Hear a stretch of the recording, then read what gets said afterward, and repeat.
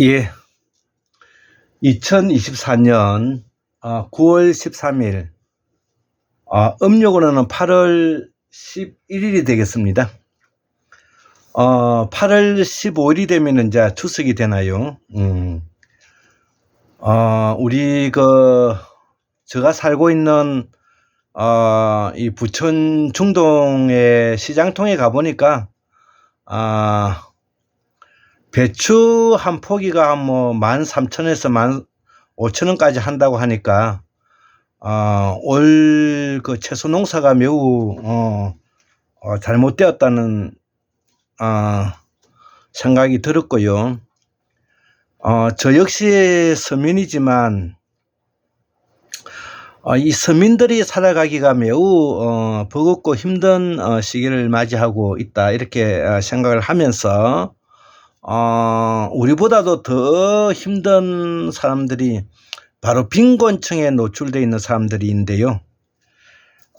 정치는 바로 빈곤의 문제를 해결하는 기술이다.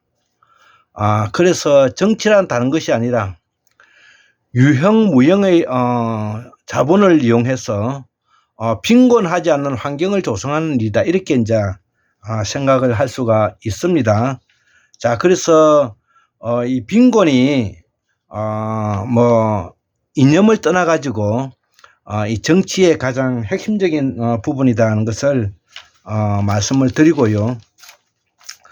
오늘은 환국문명학술은 293번째 강의로서 추석 특집 네 번째 강의가 되겠습니다. 오늘은 요 강의 내용들을 쭉 적었습니다. 적었기 때문에 이 적은 내용을 쭉 한번 많이도 적었죠. 적었던 내용을 쭉 편안하게 한번 읽어보면서 약간의 해설을 덧붙이면서 그렇게 가면 좋을 것 같습니다.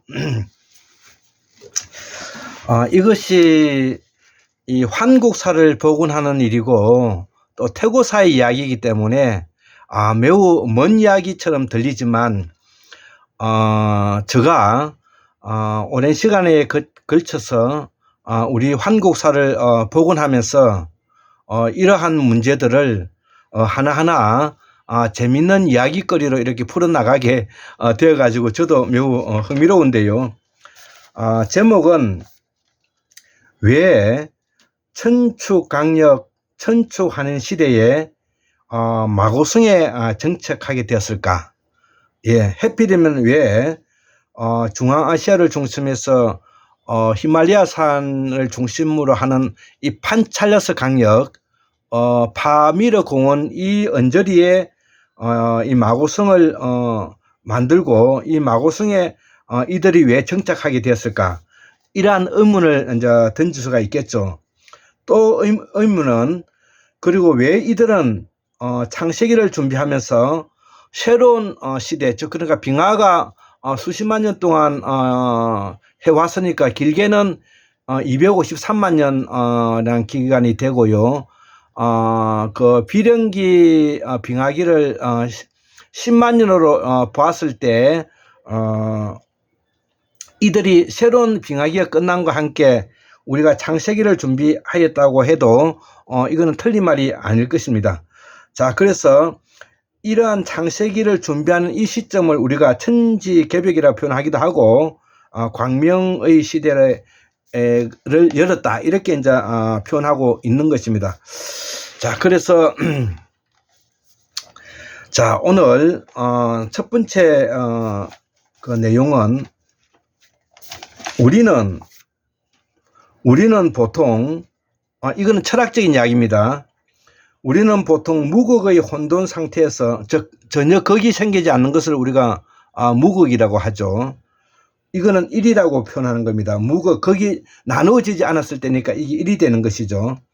자, 그래서 무극의 혼돈 상태에서 음양의 세계가 열린다고 명상하였다, 생각하였다는 것이죠. 그래서 음양이 열렸다는 것은 이가 된다는 뜻이죠. 음과 양이 구분이 된다는 뜻이죠. 자, 그래서 무극의 상태를 1이라고 하고 음양의 상태를 우리가 나누어졌으니까 2라고 한다 이거죠. 그래서 음양의 상태, 그래서 이 음양의 상태가 이의 상태가 이 음양의 상태는 2의 상태가 되고 1의 무극의 상태, 즉 나누어지지 않는 1의 무극의 상태에 이것이 일치할 때, 예, 이것이 이제 우리가 잔명하다고 말을 하고, 이 잔명했을 때 나누어진 것이 1과 같이 일치됐을 때 이걸 잔명하다고 말을 하는 것입니다. 이것이 일치하였을 때 우리가 이것을 뭐냐면 참나라고 표현한다. 참나. 이 힌두교에서 나오는 말이고, 힌두교는 풍류도이고 또 샤먼교라고 이야기를 했습니다. 그래서 이 참나를 만나게 되고 이를 우리가 잔명하다고 말하며 현대말로 진리에 부합한다고 말할 수가 있다는 것이죠. 예, 이 말 이해가 돼야 되겠습니다. 자, 여기서 던지는 내용은 같은 문제를 두고도 어떻게 다르게 해석하는지를 우리가 알 수가 있다는 것이죠. 자, 그래서 무극의 상태에서 나누어진 것을 음양이라고 한다든지, 그 다음에 숫자로 1에서 2로 나누어진다든지, 그 다음에 생각이 몸과 마음이 하나인데 몸과 마음이 나누어진다든지 이렇게 다양한 해석을 할 수가 있다는 뜻입니다.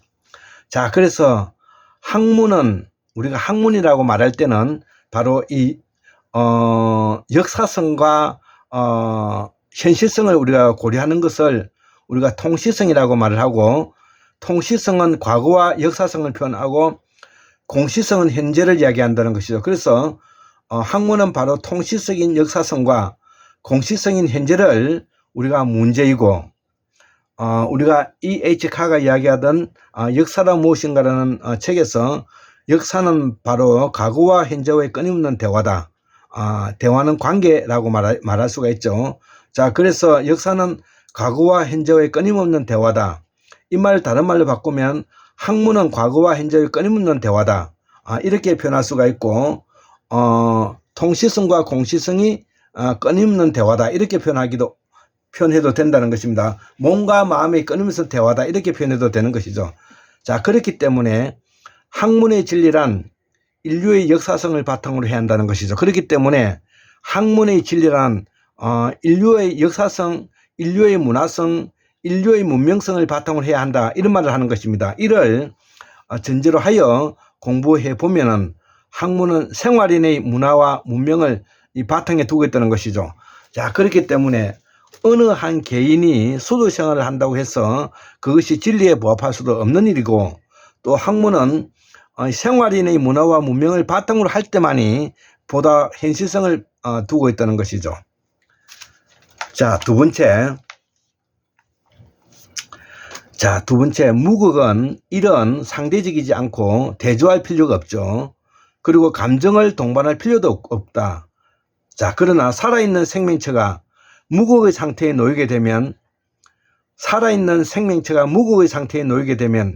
다양성과 다채로움이 없어져 버린다는 것이죠. 자, 그렇기 때문에 인간을 포함한 생명체는 다양성과 다채로움을 인정해야만 함이 이게 생명사상이라는 것이죠. 자, 그래서 절대적 사랑, 절대적 진리, 절대적 이해가 바로 이 생명사상을 바탕으로 할 때만이 다양성과 다채로움을 가지고 우리가 생동감 있게 이해할 수가 있다는 것입니다. 자, 그래서 이 생명사상은 바로 지배의 대상이 아니라 조화의 대상이고, 이것이 기존의 기독교와 가톨릭과 유대교의 유일신적인 종교와는 다른 점이라는 것이죠.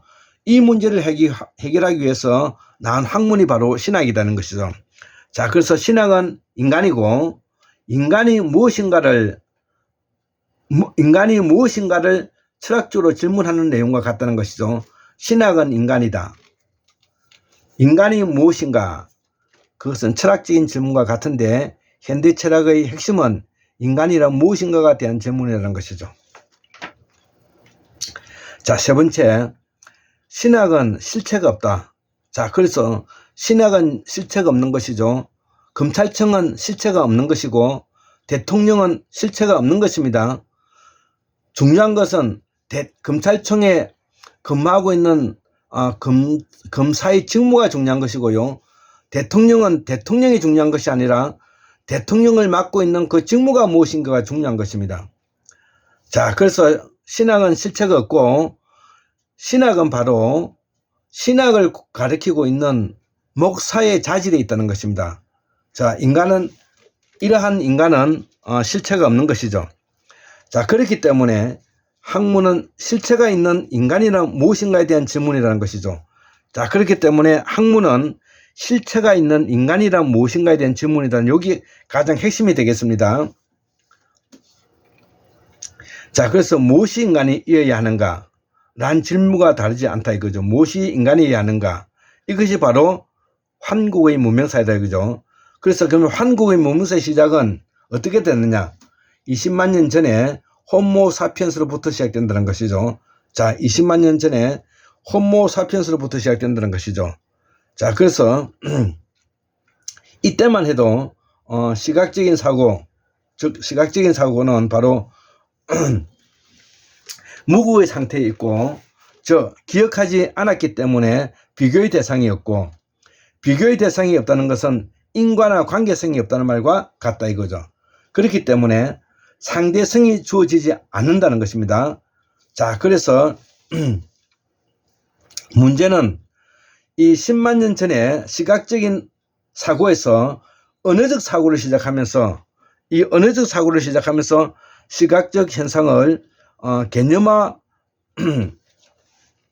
한 현상으로 우리가 발전시켜 나갔다는 점이다 이거죠. 자, 이러한 언어적 사고를 시작해서 시각적 현상을 개념화시켜 나갔다, 발전시켜 나갔다는 것이, 이 개념이 우리가 무극 상태에서 음양 상태로 덩어리 져 간다는 말이 된다는 것이죠.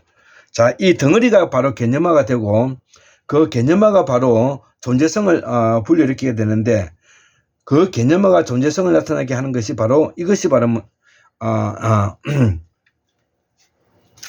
불교에서는 일체유심조라고 표현한다는 것이죠. 자, 네 번째, 이때가 바로 협상이 만들어져 기억다발로 남게 되는데 이를 우리는 기억이라고 한다 이거죠. 자, 이러한 혼란된 토대를 바탕으로 해서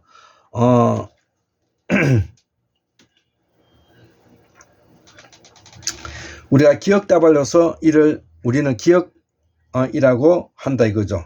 자, 그래서 그 기억다발은 실체가 없고, 우리가 산스크리트 수나타 공이라 뭐라고 했느냐면, 이 공은 있기는 있는데 알 수 없는 것을 말한다 이거죠. 있기는 있는데 알 수 없는 것을 말한다. 예, 이것도 좀 애매모호한 표현입니다. 자, 그래서 산스크리트는 수가 나타난다는 것인데 생명이 나타난다는 것이죠. 어떻게? 공으로 나타난다는 것입니다.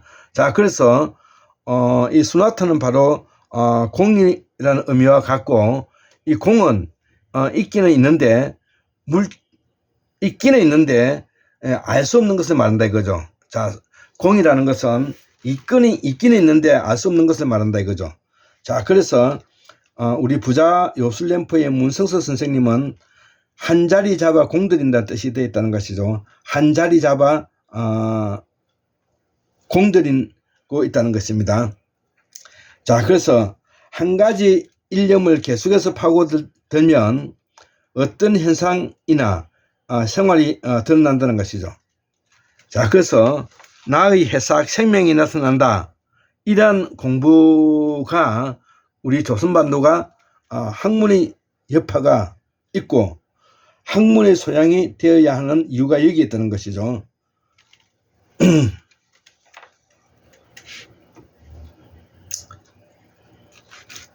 자, 그래서 이러한 한 가지 일념을 계속해서 파고들다 보면 어떤 현상이나 색깔이 들어가게 되는데, 나의 해석으로선 생명이 나타난다는 것이 공을 말하는 것입니다. 이러한 공부가 조선 반도가 학문의 메카이고 학문의 본향이 되어야 되는 이유가 여기에 있다는 것이죠. 자, 그래서 우리는 특이하게도 비름 빙하기 때, 최대 빙하기 때 우리가 지금으로부터 1만 2천년 전에서부터 한 10만 년, 11만 5천 년에서부터 11만 1700년까지 약 한 10만 년의 이 빙하기가 있는데, 첫 번째로 이 기간의 간빙기가 끝나고 나서 10만 년 정도 지속되었다는 것이죠. 자, 그래서 영거 드라이스 최대 빙하기가 되면서 지금으로부터 약 3만 년 전부터 서서히 추위가 시작되어 가지고 가장 혹독한 빙하기가 지금으로부터 17,000년 전에 추웠다는 것이죠. 자, 그래서 이 천축강력, 이 마고성이라고 하는데 천축강력에서 우리가 모여들었다는 것이 너무 추워서 이때를 우리는 홀로세의 시작이라고 보고, 즉 마지막 빙하기가 끝나는 시점이 11만 700년이니까 11,700년이니까 1만 2천년 정도가 되는 것입니다. 자, 두 번째가 가장 추운 빙하기 때에 왜 인류는 북방 66.6도인 툰트러까지 진출했느냐이죠. 이런 질문에 대해서 우리가 궁금해하는 부분입니다.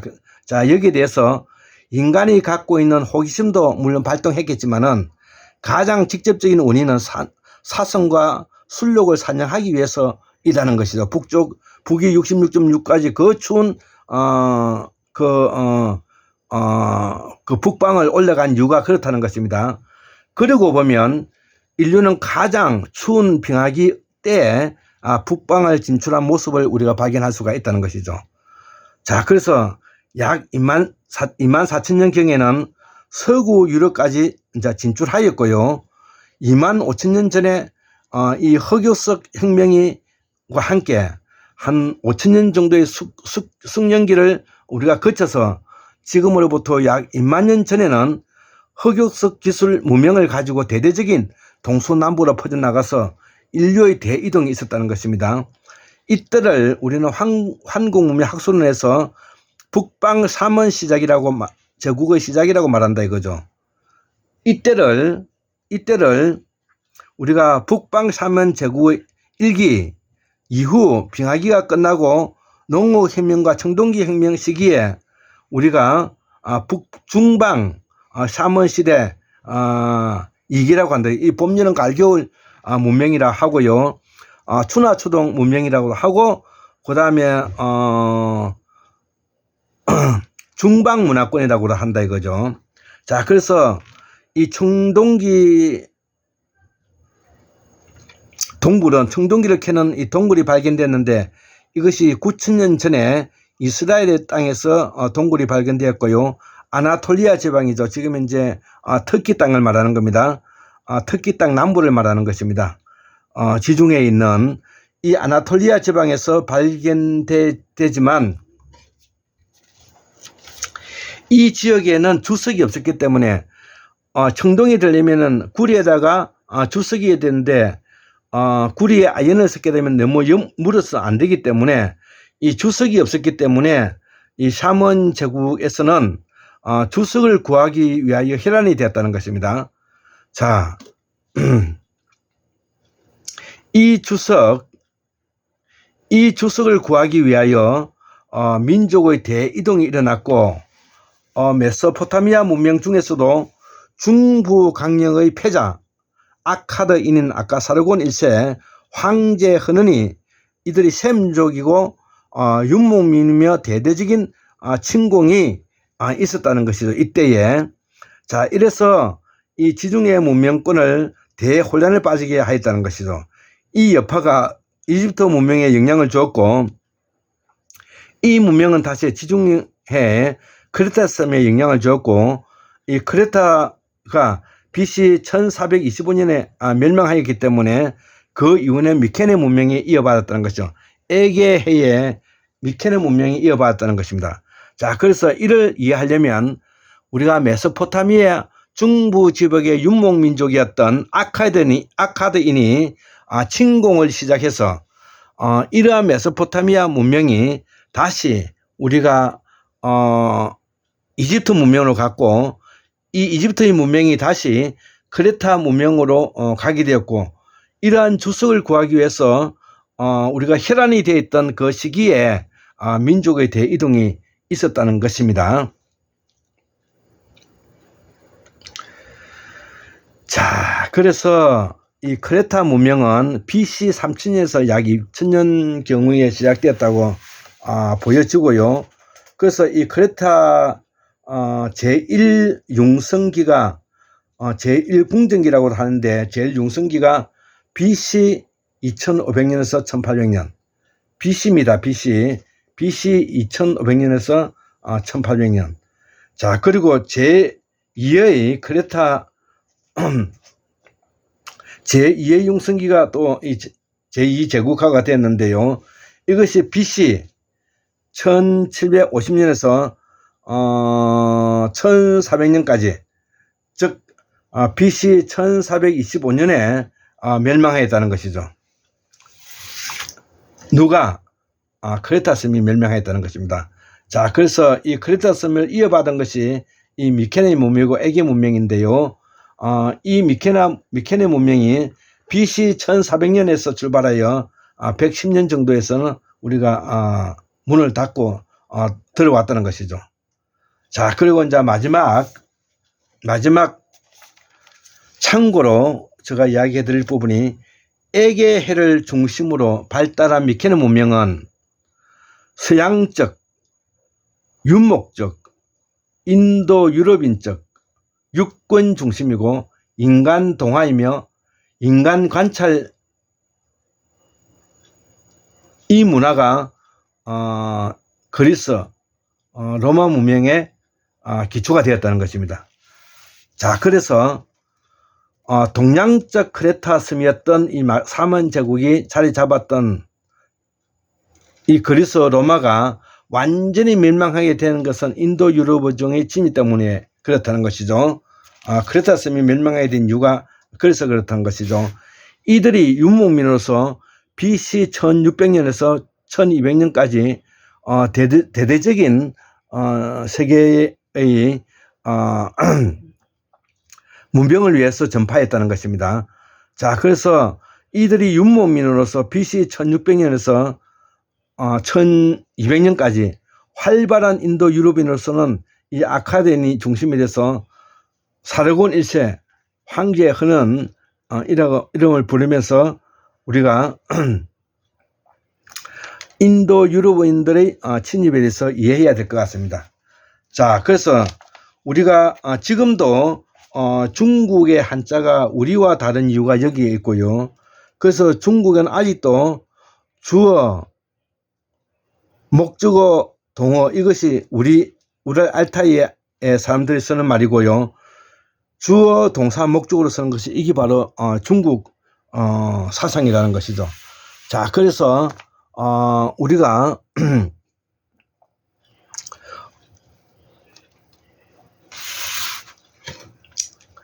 우리나라의 말과 중국의 말이 어떻게 달라졌는지 여기에서도 나타난다는 것이죠. 자, 그래서 이때부터 이 그리스 로마 문명권이 중심이 되었다는 것, 즉 지중해 문화의 패권을 잡았다는 뜻이 되겠습니다.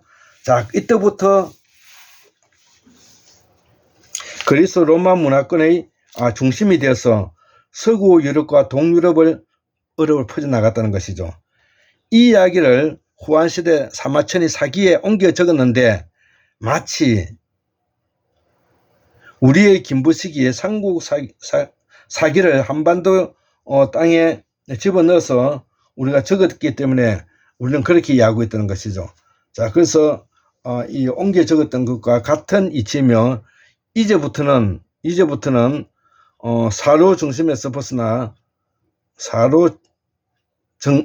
중심에서 벗어나서 해화와 고고학, 유물, 유적, 이런 것을 토대로 해서 끊임없이 우리 땅에 오래전부터 살았다는 것을 우리가 증명할 수가 있고요. 이 증명할 정도를 떠나가지고 우리 이런 부분에서는 좀 더 넓은 마음으로 이해했으면 좋겠습니다. 자, 그래서 이제부터는 이 사료 중심에서 벗어나가지고 우리가 해화나 고고학, 윤물, 유적을 중심으로 다시 역사를 재편해 보면 이것이 환국 문명의 복원 작업이라고 말하지 않을 수가 없다는 것입니다. 예, 감사합니다.